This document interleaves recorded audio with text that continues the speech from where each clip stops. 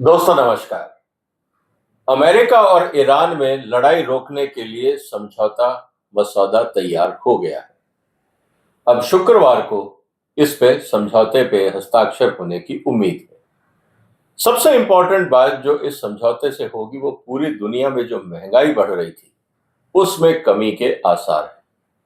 और भारत में क्योंकि हम बहुत कुछ आयात करते हैं, हमारे को आयात महंगा पड़ रहा था और साथ में रुपया का जो डिवैल्यूएशन हो रहा था, दोहरी मार भारत को पड़ रही थी। आज जो चर्चा का विषय वो यही रहेगा कि किस किस कमोडिटी में कितने कितने कम होने की उम्मीद है या गिरावट की उम्मीद है, किस देश को फायदा होगा और किस देश का नुकसान होगा इस लड़ाई के रुकने से, इसको समझना भी जरूरी है। जब लड़ाई हो रही थी कई देशों को फायदा भी हो रहा था और अब अगर लड़ाई रुकती है तो कई देशों को नुकसान भी होगा, ये समझना भी जरूरी है। तो दोस्तों, आज की चर्चा का विषय है ईरान में शांति क्या क्या कितना सस्ता होगा। हम अलग अलग कमोडिटीज को देखेंगे और एक एक करके ये समझने का प्रयास करेंगे कि इससे हमारी अर्थव्यवस्था पे, और अगर आप व्यापार में हैं, अगर आप कुछ इंपोर्ट करना चाह रहे थे तो आपको रुक के चलना चाहिए या अभी से खरीदारी शुरू कर देनी चाहिए, और अगर आप एक्सपोर्ट कर रहे थे तो आपको अब जो दाम पहले मिल रहे थे क्या उतने मिलेंगे या कम मिलेंगे, ये भी आपको सोचना होगा। तो दोस्तों, बड़ा इंटरेस्टिंग एनालिसिस है। आपसे उम्मीद है कि सभी कमोडिटीज के बारे में, करीब 15 एक कमोडिटीज हैं जिनको मैंने आइडेंटिफाई किया है, किसमें कितने दाम गिरने की उम्मीद है, वो एक असेसमेंट में आपके सामने रख रहा हूं। आप अपने विचार भी रखिएगा क्योंकि जिस क्षेत्र में आप हैं आपके पास भी जानकारी होगी, तो कमेंट बॉक्स में उस पर भी आप अपने रिएक्शन दे सकते हैं। आगे बढ़ने से पहले आपसे निवेदन है कि जो भी लोग व्यापार में हैं आप उनको ये वीडियो शेयर कर सकते हैं और इस चैनल को सब्सक्राइब भी कर लीजिए।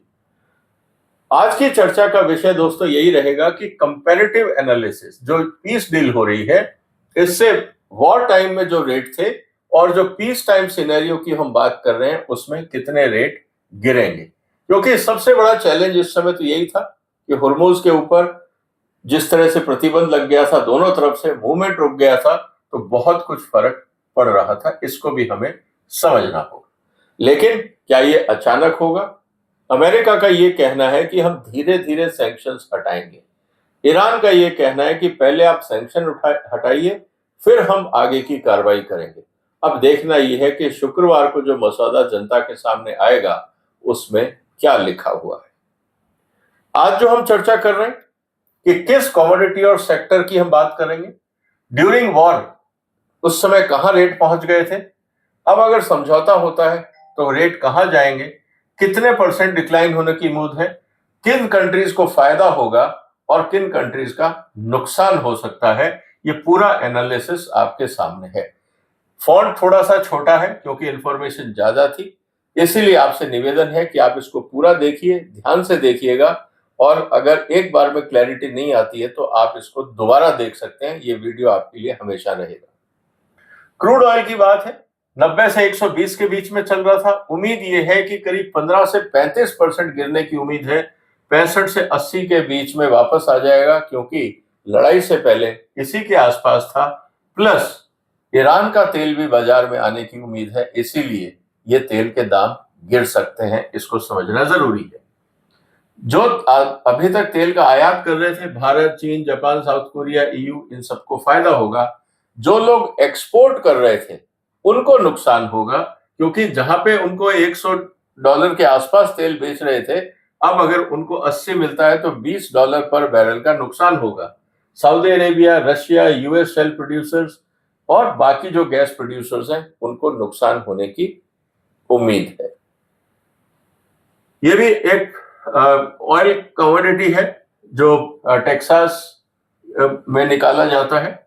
अब ये 110, इसके भी रेट 30% गिरने की उम्मीद है। इंडियन जो ईरानियन क्रूड है, अभी तक वो 1 से 2 मिलियन बैरल पर डे के हिसाब से एक्सपोर्ट होता था। अब ये दुगने से तिगना होने की उम्मीद है। कम से कम 100% ग्रोथ हो सकती है ईरान के ऑयल एक्सपोर्ट में। चाइना, इंडिया को फायदा हो सकता है और जो सऊदी अरेबिया, बाकी जो देश हैं जो चाइना, जो ईरान से कॉम्पीट कर रहे हैं, उनको नुकसान हो सकता है और ये बड़ा गेन है ईरान के लिए।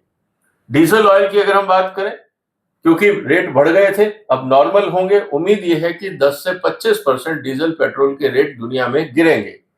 जो ट्रांसपोर्ट इकोनॉमीज हैं उनको फायदा होगा और जो रिफाइनरीज हैं जिनको प्रॉफिट मिल रहा था उनका नुकसान हो सकता है। अब सवाल यह है कि अगर तेल के दाम 10 से 25% गिरते हैं तो क्या भारत में भी तेल के दाम गिरेंगे? आपके जो भी विचार हो आप कमेंट बॉक्स में लिख सकते हैं। एविएशन फ्यूल, इसमें उम्मीद यह है कि करीब 10 से 20% इनके रेट गिरने की उम्मीद है। वर्ल्ड वाइड एयरलाइंस को फायदा होगा और जो फ्यूल ट्रेडर्स हैं, ऑब्वियसली जब रेट गिरते हैं तो उनका कमीशन भी कम होता है और उनको रियलाइजेशन भी कम होता है, ये हमें देखना होगा। एलएनजी की अगर हम बात करें तो ऑलमोस्ट डबल हो गए थे, इसके वापस 20 से 40% गिरने की उम्मीद है। जो इंपोर्टर है उनका फायदा होगा, जो एक्सपोर्टर है उनका नुकसान होना स्वाभाविक है। नेचुरल गैस में भी यही स्थिति है। फर्टिलाइजर की हम बात करें, जो काफी चिंताजनक स्थिति है पूरी दुनिया में, जो यूरिया और अमोनिया की बात है, गैस क्योंकि महंगी हो गई थी इसलिए दाम यूरिया के महंगे हो गए थे। अब क्योंकि रास्ता खुल जाएगा, गैस सप्लाई शुरू हो जाएगी, तो 10 से 25% दाम गिरने की उम्मीद है और जो इंपोर्टर है भारत जैसे, उनको फायदा होगा और जो एक्सपोर्टर है उनको नुकसान होने की उम्मीद है। पेट्रोकेमिकल में भी यही स्थिति है कि 10 से 20% दाम गिरेंगे, जो इंपोर्टर है उनको फायदा होगा, मिडिल ईस्ट और जो प्रोड्यूसर्स हैं उनके मार्जिन गिरने की उम्मीद है।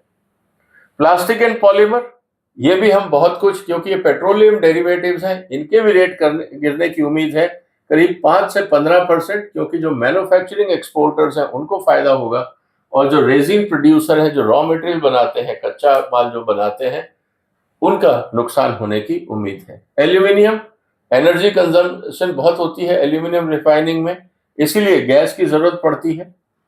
रेट काफी बढ़ गए थे क्योंकि फ्यूल के रेट बढ़े थे। अब उम्मीद ये है कि जैसे पॉलीमर्स के रेट गिरेंगे उसी के आसपास एल्यूमिनियम के रेट गिरने की उम्मीद है। ऑटो इंडस्ट्री, पैकेजिंग इंडस्ट्री, क्योंकि इनमें एल्यूमिनियम का काफी इस्तेमाल होता है, उनको फायदा होगा और एल्यूमिनियम प्रोड्यूसर्स जो अभी प्रीमियम ले रहे थे उनको नुकसान हो सकता है। अगर हम स्टील की बात करें, उसमें 3 से 10% गिरावट की उम्मीद है, क्योंकि मिडिल ईस्ट में स्टील ज्यादा पैदा होता नहीं, क्योंकि ईंधन महंगा हो गया था, इसलिए पूरी दुनिया में स्टील महंगा था। कंस्ट्रक्शन इंडस्ट्री को फायदा होगा, भारत जैसी इकोनॉमी को फायदा होगा और जो एक्सपोर्टर्स हैं, स्टील एक्सपोर्टर्स, उनका नुकसान। कॉपर की जहां तक बात है, बहुत ज्यादा उम्मीद नहीं है, क्योंकि मिडिल ईस्ट में कॉपर का कोई बहुत ज्यादा प्रोडक्शन नहीं है, बहुत ज्यादा असर नहीं हुआ है, इसीलिए रेट भी बहुत ज्यादा नहीं बढ़े थे, तो गिरने की भी उम्मीद कम है। सोने की अगर हम बात करें, ये बड़ा इंटरेस्टिंग डायमेंशन है, इसमें कई एंगल आएंगे। इसमें अमेरिका का जो बॉन्ड रेट है उसका असर, इन्फ्लेशन का असर, डॉलर वर्सेस इंडियन एक्सचेंज रुपी का असर, कई चीजों को अगर हम देखें तो अभी तक जो कहा जा रहा था कि पॉलिटिकल डेवलपमेंट जब होती है तो लोग गोल्ड की तरफ मूव करते हैं, लेकिन इस बार ऐसा नहीं हुआ। गोल्ड के रेट बहुत ज्यादा नहीं बढ़े, क्योंकि बहुत सारा डॉलर गोल्ड से निकल के अमेरिकन बॉन्ड में चला गया, वहां पे इंटरेस्ट रेट ज्यादा थे। तो गोल्ड एक बड़ा इंटरेस्टिंग डेवलपमेंट है, लेकिन उम्मीद यह है कि करीब 10-1% यहां भी रेट गिरने की उम्मीद है, क्योंकि दोनों तरफ एक तो सप्लाई सिचुएशन इंप्रूव होगी और दूसरी तरफ अगर हम देखें तो जो बॉन्ड रेट है वो भी बढ़ने की उम्मीद है। तो जो डॉलर है वो गोल्ड को चेज ना करके, जो डॉलर है वो अमेरिकन बॉन्ड्स की तरफ जाएगा, इसीलिए गोल्ड में कोई बहुत ज्यादा एक्साइटमेंट दिख नहीं रहा है, लेकिन इसको मॉनिटर जरूर करिएगा। सिल्वर, क्योंकि अब मैन्युफैक्चरिंग शुरू हो जाएगी, जो सोलर पैनल्स हैं उनका मैन्युफैक्चरिंग रुक रहा था क्योंकि एनर्जी बहुत महंगी हो रही थी, सिल्वर की सप्लाई में दिक्कतें थी। ओवरऑल बहुत ज्यादा असर नहीं आएगा, लेकिन डिमांड क्योंकि वापस शुरू हो जाएगी, इसको लेकर हम ये उम्मीद करते हैं कि सिल्वर के रेट थोड़े समय के लिए गिर सकते हैं, लेकिन फिर आगे बढ़ने की उम्मीद है।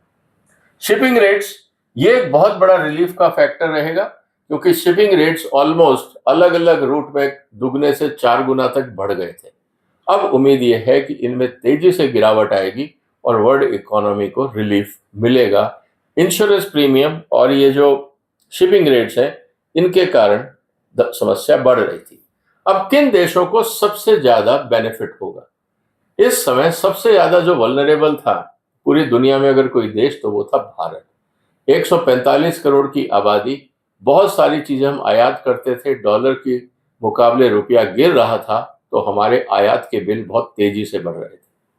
ऐसी स्थिति में भारत को सबसे ज्यादा रिलीफ मिलेगा, क्योंकि सबसे ज्यादा दिक्कतें भारत को ही थी। ऐसी स्थिति में हमारा इंपोर्ट बिल कम होगा। कितना कम होगा उसकी चर्चा मैं आगे करूंगा। चाइना को फायदा होगा, लेकिन चाइना एक चीज पे और नजर गड़ाए रखा है, वो है ईरान में जिस तरह से डैमेज हुआ है वहां पे इंफ्रास्ट्रक्चर कॉन्ट्रैक्ट। क्या भारत तैयार है? सवाल अब इस बात का है। ईरान में बहुत सारा रिकंस्ट्रक्शन होगा, क्या भारत तैयार है या सारा का सारा ईरान चाइना की कंपनियों को दे देगा? ये भारत सरकार को सोचना होगा। जापान में एनर्जी और फ्यूल कॉस्ट कम होगी। साउथ कोरिया का फायदा है, जर्मनी, पाकिस्तान, बांग्लादेश, क्योंकि हम सब लोग अंतर्राष्ट्रीय बाजार से क्रूड लेते थे, गैस लेते थे। दाम गिरेंगे तो इन सब का फायदा होगा। अब नुकसान किन देशों का होगा, इस पे भी हम एक बार नजर डाल लेते हैं। रशिया, क्योंकि काफी फायदा हो रहा था, सस्ता उन पे एम्बार्गो था, अमेरिका ने एम्बार्गो हटाया तो एक्सपोर्ट करने लगे, और जहां पे वो $60 $50 के आसपास एक्सपोर्ट कर रहे थे, अचानक उनको $100 मिलने लगे, तो उनको बहुत फायदा हुआ। ऑन एन एवरेज करीब $2 बिलियन एडिशनल इनकम रशिया की शुरू हो गई थी पर मंथ। अब उनको वहां पे झटका लगेगा, क्योंकि तेल के दाम गिर रहे हैं। सऊदी अरेबिया, उनका ईरान से कंपटीशन बढ़ेगा, क्योंकि ईरान की सप्लाई डबल हो जाएगी। तो अभी जो लोग सऊदी से खरीदते थे और ऊंचे दाम पे खरीदते थे, सप्लाई भी बढ़ेगी और दाम भी घटेंगे। यूएस में जो शेल गैस सेक्टर्स हैं, उनको नुकसान होने की उम्मीद है, क्योंकि वहां एक्सट्रैक्शन कॉस्ट ज्यादा है। जब दाम बढ़ते थे तो शेल गैस कंपनियों का मार्जिन काफी अच्छा हो जाता था, वो ज्यादा इन्वेस्ट करते थे। लेकिन जब दाम गिरते हैं तो मार्जिन कम होता है, इन्वेस्टमेंट्स कम हो जाते हैं। कतर एलएनजी की प्राइसेस नॉर्मलाइजेशन होगी, और यूएई के अंदर भी जो वॉर रिस्क के कारण जो शिपिंग प्रीमियम हो रहा था, उनमें भी कमी आएगी। तो ओवरऑल इन देशों को नुकसान हो सकता है। तो भारत को कितना फायदा होगा अगर हम देखें? अगर ये दाम बढ़े रहते तो भारत को साल का करीब 15 से 30 बिलियन डॉलर का एडिशनल कॉस्ट देना पड़ता क्रूड का। अब कम से कम हमें 15 से 30 बिलियन डॉलर का ये उम्मीद है कि हमारी बचत हो सकती है। गैस के प्राइसेस डबल हो गए थे, तो 2 से 5 बिलियन डॉलर की हमें सेविंग यहां उम्मीद है। फर्टिलाइजर के दाम बढ़ने से हमारा सब्सिडी का बिल बढ़ गया था। आपने देखा होगा कि सरकार की तरफ से क्वांटिटी भी कम हो गई थी, और कुछ फर्टिलाइजर्स में रेट भी बढ़ा दिए गए थे। अब वो सब्सिडी भारत सरकार को घटाने का मौका मिलेगा। एविएशन कॉस्ट, एयरलाइंस के मार्जिन इंप्रूव होंगे, तो जो अभी बहुत सारे एयरलाइंस रूट्स बंद हो गए थे, शायद वो एक्टिवेट हो जाएं। और इन्फ्लेशन जो बढ़ने की उम्मीद थी, और अभी भी आप लेटेस्ट डेटा देखें तो 9-10% के आसपास इन्फ्लेशन पहुंच रहा है। एक महीने बाद शायद उसमें गिरावट की उम्मीद हो, और इससे फिर उम्मीद ये हो सकती है कि अगर कंट्रोल में रहे तो शायद आरबीआई भी इंटरेस्ट रेट कम कर दे। अब सवाल इस बात का है कि ये ओवरऑल जो करेक्शंस हैं वो क्या उम्मीद कर रहे हैं? तेल जो एनर्जी है हमारा, उसमें करीब 20 से 40% की गिरने की उम्मीद है। जो ट्रांसपोर्ट सिस्टम है उसमें 50 से 70% की कमी है। गोल्ड के बारे में मैंने पहले भी कहा, आपको नजर रखनी पड़ेगी। फर्टिलाइजर का फायदा भारत को होगा, गैस भी मिलेगी और सस्ता इंपोर्ट भी होगा। तो कुल मिला के जो देश आयात कर रहे थे फ्यूल का और इंपोर्ट डिपेंडेंट थे, उन सबको फायदा होगा। जो एक्सपोर्टर थे एनर्जी के, उन सबको नुकसान होने की उम्मीद है।